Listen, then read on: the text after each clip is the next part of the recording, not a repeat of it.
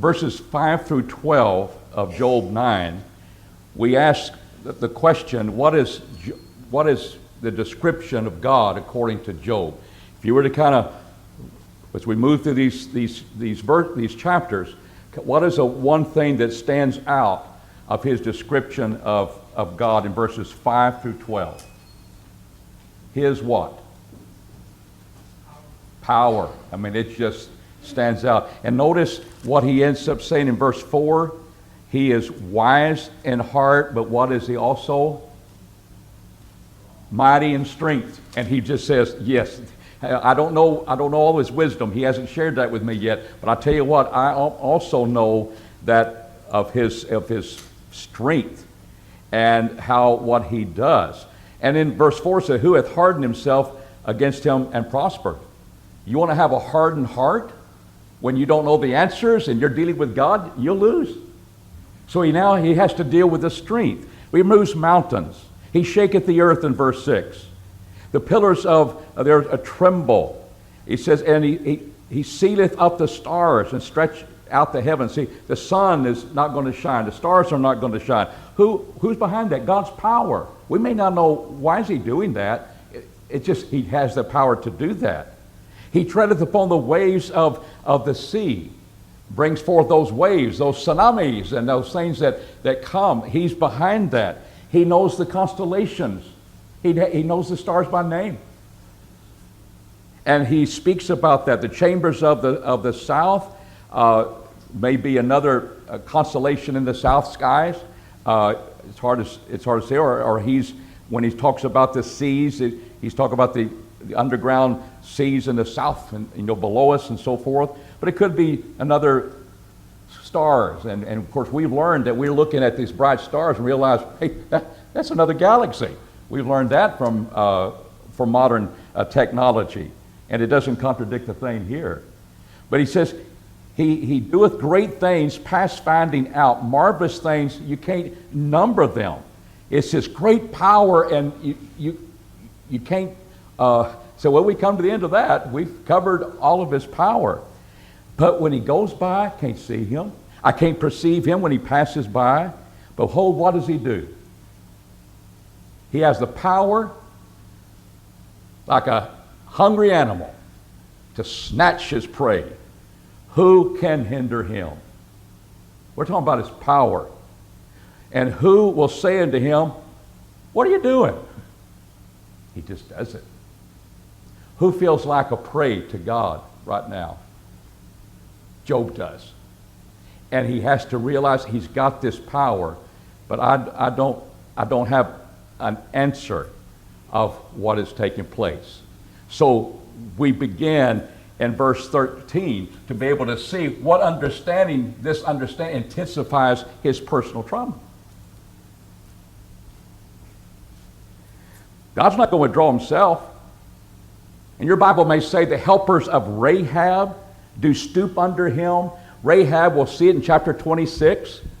It's kind of the idea of the seas being stirred by maybe a sea monster. But the idea is arrogance, it is pride. It is, in Isaiah 30, we'll talk about Egypt. Isaiah 30 and verse 7 talks about Egypt and all of its pride. It describes it as Rahab, but she's not going to help you. All of her pride, she's not going to help her because she's going to stand still. God's power over the nations. But he uses Rahab, which may just be not a person, not a nation, but idea of arrogance. And God will not withdraw his anger. And if you think you're so arrogant that you're above God, you will stoop before him. He has that power. How much less shall I answer him?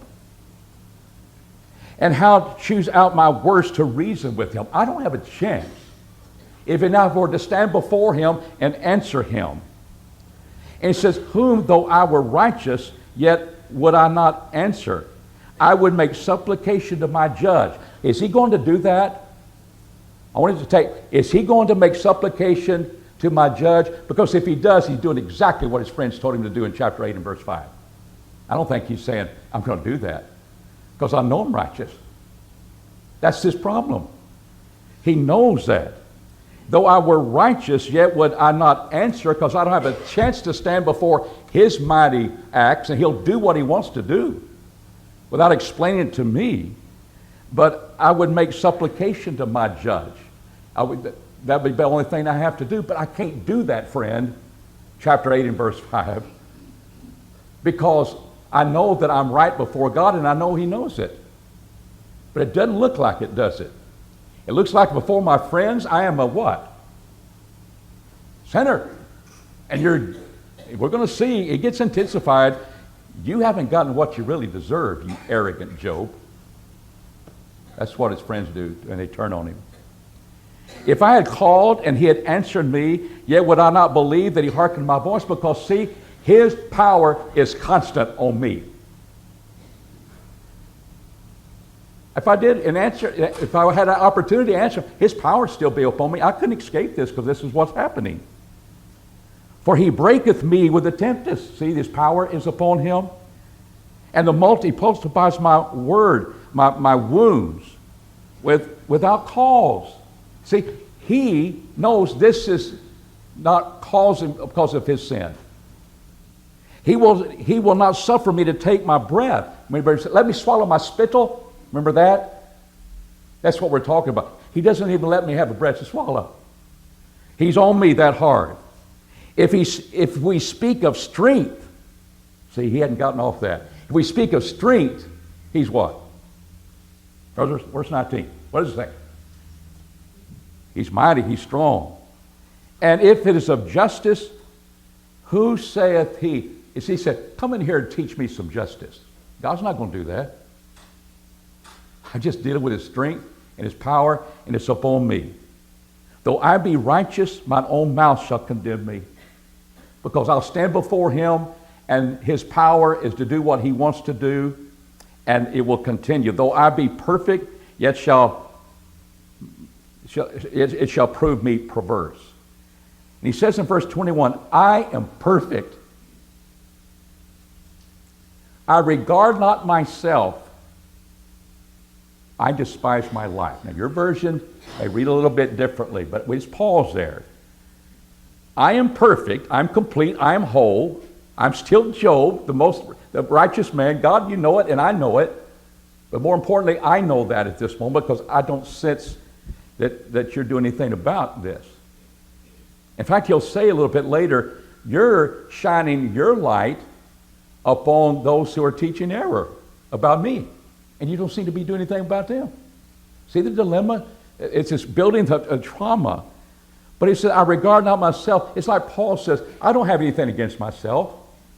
But that doesn't change it. Just because I do not regard myself, I don't have a standard right now, God, because I've run out of your standards.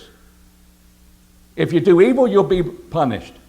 If you do good, you will be blessed. That's where he's working from. Could there be an exception to that? You'll ask for it in these chapters we're about to look at. He said, could that be a possibility? He's ready to explore that. But no, pain keeps coming back. His power keeps coming back. He won't leave me alone. Wish he let me die. He won't leave me alone. It is all one. Therefore I say, now this is one of the strongest indictments he's made so far against God. He destroyeth the what? He destroyeth the perfect. I'm perfect. He destroyeth the perfect. Who's that? He destroyeth Job and the what? Wicked. I guess that's what I'm going to have to look at as a standard. There's no moral governing of this world. Both the perfect and the wicked. If the scourge slay suddenly, he will mock the trial of the innocent. It didn't change what he just did. Slew him. Well, let's have a high court, a proceed. Why do you do that? He's not summoning you to his trial. He would mock that trial because, see, there's no justice. The earth is given into the hand of the what? The wicked.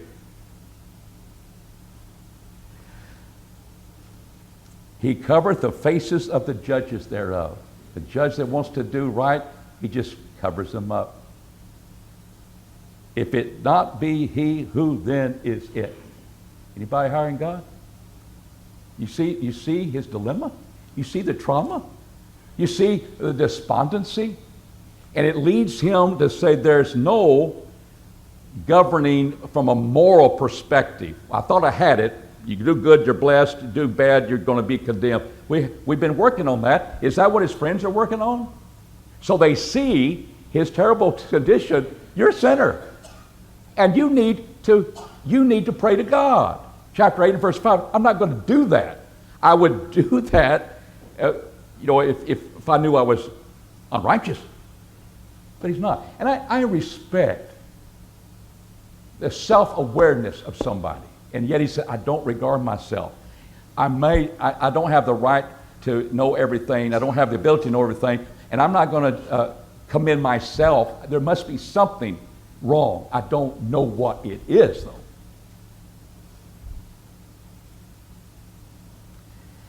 And so he begins to look at his days. How does he describe the day? Tell me how he describes his days. One word, and then we'll look at three examples real quickly in these two verses. My days are swifter, so our days are quick, swifter than a what? Mine says a post. That's a runner, isn't it? So he's. You say, well, boy, this is snail mail. Yeah, it is. But we're living in their day. It's a runner. I imagine he's about the fastest you could be. Not as fast as our Pony Express, but fast. He's running. So he's like of a post or a runner. They flee away.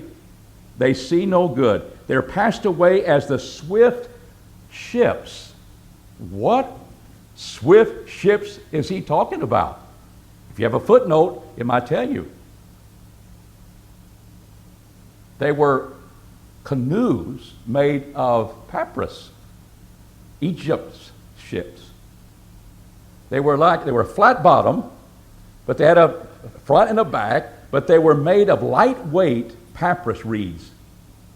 And they would cut through that Nile River. Let's get the message down here to Memphis. Let's get the all the way down. You see, and that was swift. They were not very durable. They were swift, and they knew what that meant. Do you know what it means?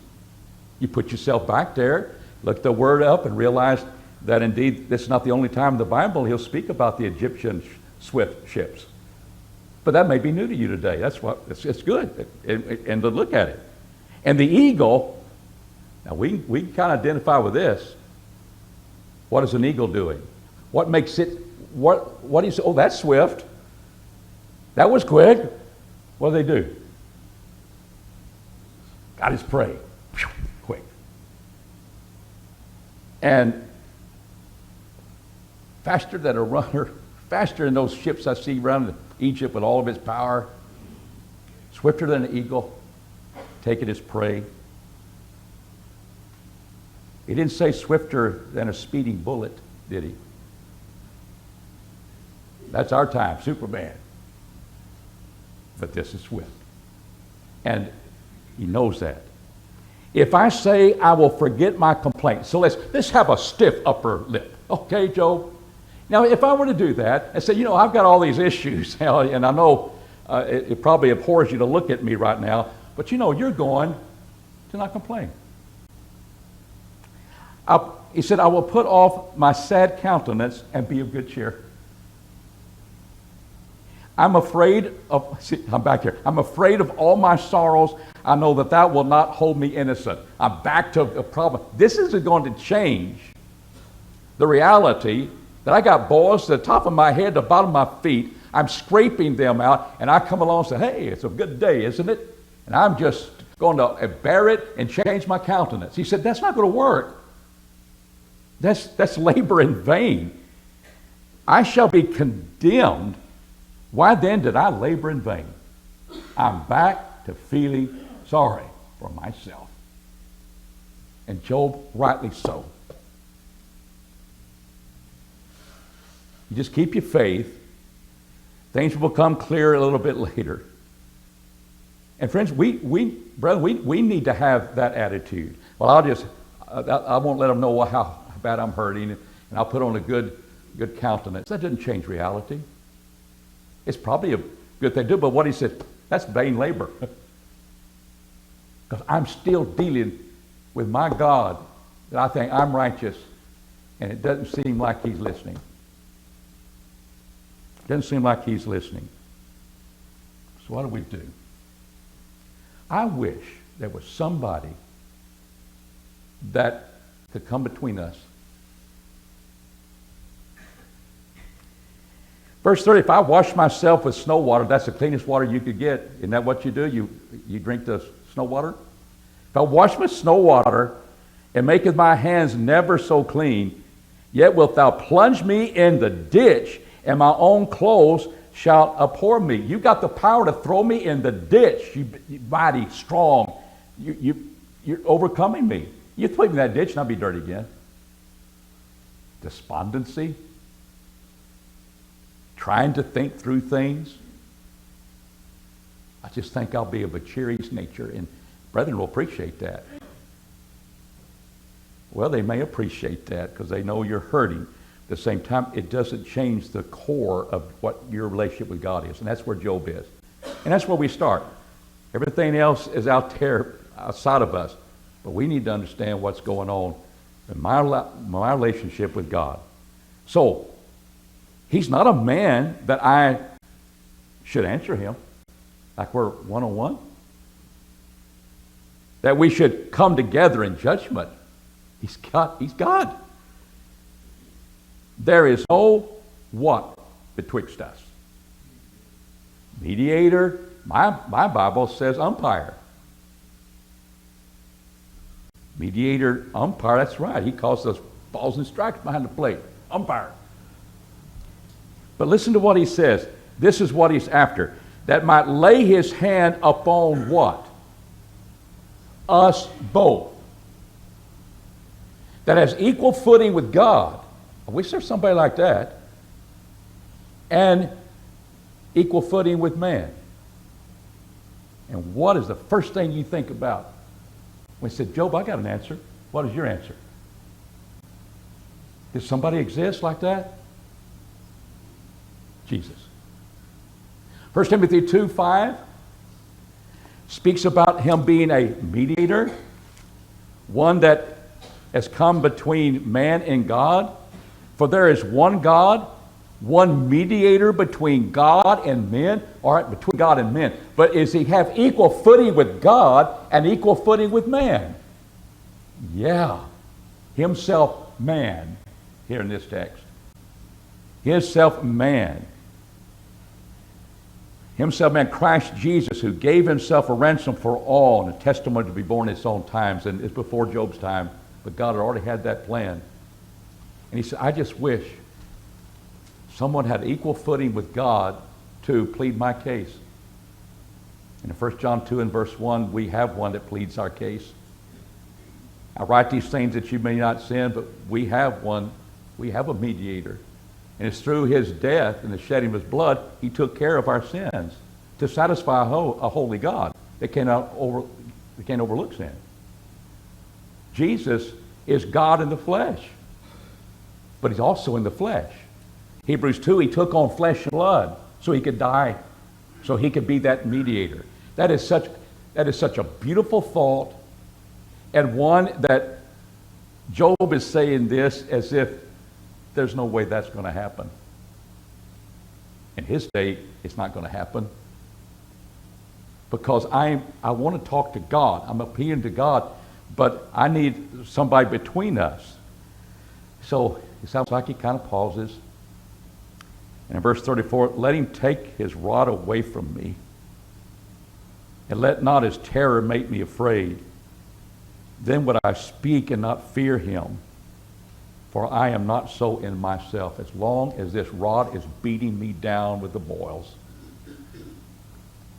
I can't present myself to him. Because why? You must be a sinner, Job. I don't regard myself. I can't judge myself. Paul said that. The Lord judges. It seems like this is relentless.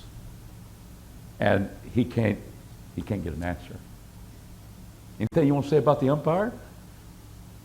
He's not in a blue suit with a mask on. He's Jesus Christ on the cross, where he was God in the flesh, and he came to this earth. So listen to how David, go ahead.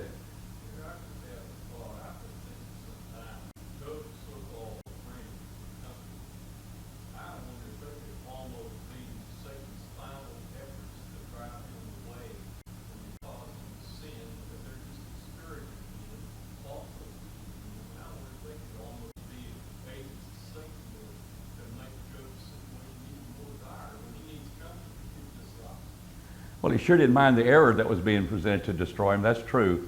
But Job will see through it, because he said, you are physicians, but without remedy. He already knew what they were. He knew that were wrong. And he wasn't going to give in. Well, I guess I'll do what they told me to do. I will pray to God and he'll forgive me. He said, I'm righteous, and otherwise I would do that. But I'm not going to do that. Yeah, he gets strong here in a minute. Look with me in these first few verses, leading up to verse 8, which is our next question. This is boldness. I'm not going to wait on an umpire, because there wasn't not one coming. So listen to what he does. My soul is weary of my life. I will give free course to my complaint. I don't have an umpire. Here I come, God. I will speak in the bitterness of my soul. I will say unto God, do not condemn me. Show me wherefore thou contendest with me. It's time for you to answer me, God. Well, he's already said that's not going to work, but he does it anyway. It's all he has left. There is no umpire for him on equal footing. And he said, is it good unto thee that thou shouldest suppress, that thou shouldest despise the work of thy hands? I made in the image of God. You formed me. Does it seem good to thee to oppress the work of your hands? It's a pretty good argument if you don't have anything else. And shine upon the counsel of the wicked. You seem to be going their way. Because I didn't get a remedy from my boils last night. It just keeps coming. Hast thou eyes of flesh, or seest thou as a man seeth? I don't think so. He's just asking that. Are thy days as the days of a man, thy years as a man's years? That you're going to spend your life chasing me? That thou inquirest after mine iniquity and searchest after my sin? You don't have any better way to spend your eternal life, which never ends? And you pick on me? Although thou knowest that I am not wicked, and there is none that can deliver out of thy hand. There's your power. And there's no remedy for me. You see how bold he gets against God? He doesn't have anybody to come between them, so he said, I'm going to take it up myself.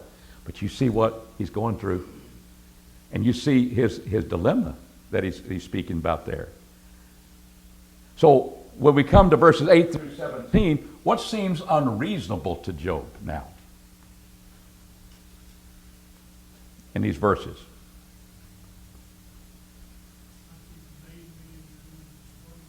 Yeah. And that doesn't make sense to him. Now, thy hands have framed me. He's already pinched about that. Together round about, yet thou dost destroy me. Remember, I beseech thee that thou hast fashioned me as clay. Are you going to bring me dust again? Now, please note the positive thing he says in this section. Thy hands have framed me and fashioned me together round about. You've done that. But I want you to remember, but what you've done, I'm just as clay, but what do? You bear down. You not only pour me out milk, you churn me like cheese. You curdle me like cheese. You have clothed me with skin and flesh, knit together with bones and sinews. So you frame me and all this, but remember how fragile I am. But listen, you're bearing down on me. You're not just pouring me out milk. You're making cheese out of me. Give me some. There's that power he can't get away from. So thou hast granted me life, and loving kindness. He's back to a positive. Thou hast granted me life and loving kindness. Thy visitation with boils and everything, he's about to know that visitation hath preserved my spirit. I'm not dead yet. And you preserved me. You visited me with life. Yet, these things thou didst hide in thy heart. Look at verse 8. Together round about, yet thou hast destroyed me. Yet thou hast destroyed me. And the things that you have in your mind concerning the things I'm going through, you haven't told me. God, you're good. You created me. You preserved me. And yet, through this punishment, it seemed like I'm not just milk poured out. I'm curdled cheese. And you're hiding the counsel of your wisdom of what this is all about. Does that seem reasonable to you, God? That's unreasonable to him.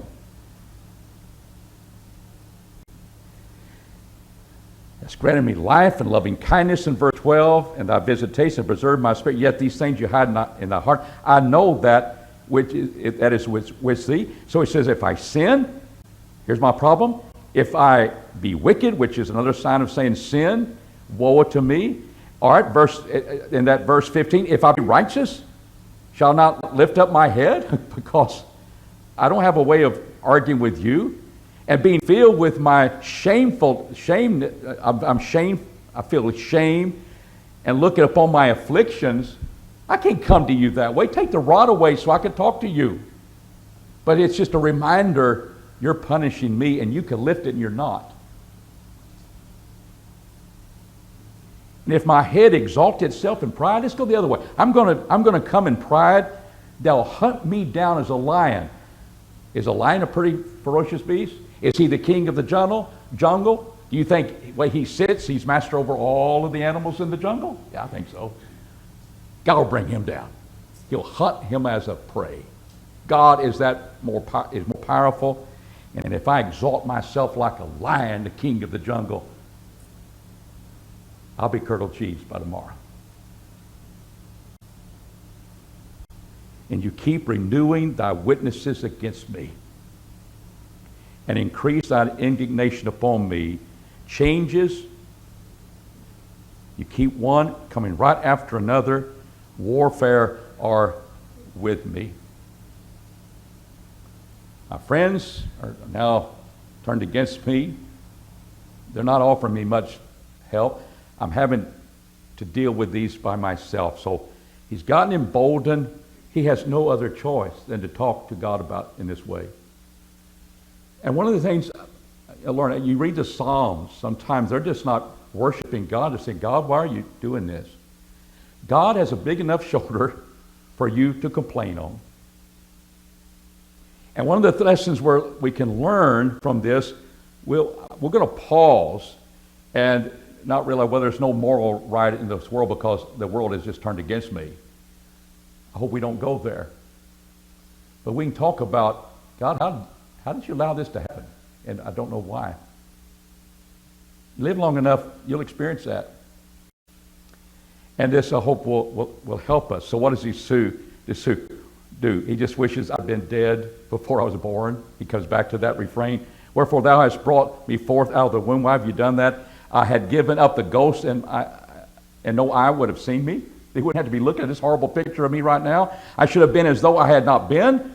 I should have been carried from the womb to the grave, and not my days. And then he said, "Are not my days are few? Cease then, let me alone, that I may take comfort a little. Let me swallow my spittle. Before I go, whence I shall not return, even to the land of darkness and the shadow of death, the land dark as midnight, the land of the shadow of death without any order." He said there's darkness because there's no light. There's no order because I don't see light. I can see the darkness of midnight. It's just dark. Despondency. Not necessarily sin. He's been accused of sin. But my life is dark. I don't see your light of wisdom. Context will determine it. Where is the light? Where the light is as midnight. The light, and Jesus will talk about, if the light in you be darkness, how great is the darkness? If that's your light. But he doesn't have the wisdom coming from God. These guys aren't giving it, but God just keeps bringing them. And we're not through with them yet. He keeps coming. The warfare is there. And I'm in the darkness of despair. And I wish I would have never come out of the womb. And you say, well, Job, are you feeling sorry for yourself? And he would say, yeah, I am. You got any other way of looking at this? And you and I do. And I hope we'll, as the psalmist says, talk to your own soul when in despair. Soul, why are you sad? Well, Job said, you could go back to him. If I put on a good face, I still wouldn't have a problem. No, soul, why are you sad? We've got better answers today because we've got this book preserved.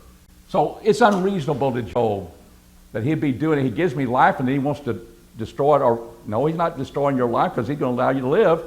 But what a life. And it seems to be I'm being condemned for what I'm doing.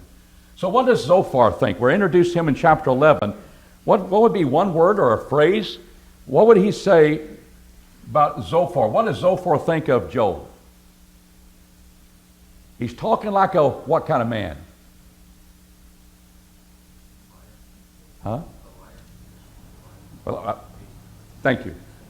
I'm going to say like a foolish man. Now, I'm not saying he doesn't say he's a liar, but here's where should not the multitude of words be answered? Should a man full of talk be justified? Should thy boastings make men hold their peace? And when thou mockest, shall no man make thee ashamed? There is this pride that's coming, but the point is that he's talking like a foolish man. For thou sayest, my doctrine is pure, I am clean in thine eyes. And there's the point that you could say, well, you're a liar. That's what he thinks, and I understand that. But it's that, but oh God would speak openly his lips against thee, and that he would show thee the secrets of wisdom, for he is manifold in understanding. Know therefore that God exacteth of this less than thy iniquity deserve. So there's the point about being evil. I understand that, but the multitude of your words, it'd be better for you to be quiet so you could be appearing as to be wise. But the multitude of words, it's kind of foolish talk. I get that out of it too. Because you just speak a lot of words and there's no wisdom behind it. But the point is, they're looking at him, you're evil, and is this a good friend? Is this one that stands friend and having the compassion? Know therefore that God exacteth thee less than thy iniquity deserve. I'm tired of hearing you talk, Job, about things when in reality we all know that you're a sinner. Well, we're not sure God does that. He thinks he does it. I know I'm not a sinner. And that would be untrue. That would be something that we'd understand that. Canst thou searching find out God? Canst thou find out the Almighty unto perfection? It is high as heaven. What canst thou do? Deeper than Sheol. What canst thou know? So if I pass through and shut up and call unto judgment, who can hinder him? For he knoweth. There's your liar, false men. I think that's a good point. So all of these things, you get another deal besides multitude of words, prideful, boastful, foolish talk, or we know you're evil. You can't find out God, but you're void of understanding. There's again, you're talking like a fool. You don't know these things. If thou set thy heart aright and stretch out the hands toward him, if iniquity be in thy hand, put it far away, and let not unrighteousness dwell in thy tents. You get right with God, and you will be all right. Verse 20, but the eyes of the wicked shall fail, and they shall have no way to flee, and their hope shall be giving of the ghost. It shall be in the giving of the ghost. You're just going to die, and that's what his wife just curse God and die. There's no other way of looking at this. So, did you have something else besides evil, foolish? He's still a sinner. I think that would cover it, but you're talking like a fool, Job. He's talking like a man hurt and to the core of his relationship with God. So, next question. What does Job think of Zophar?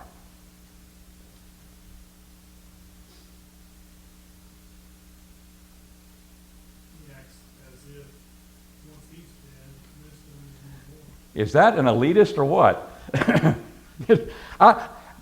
I wish I could be succinct as the Holy Spirit is, but the way he just short words, but boy, does it hits, doesn't it? It hits hard. No doubt, but ye are the people, and wisdom shall die with you. What does that mean?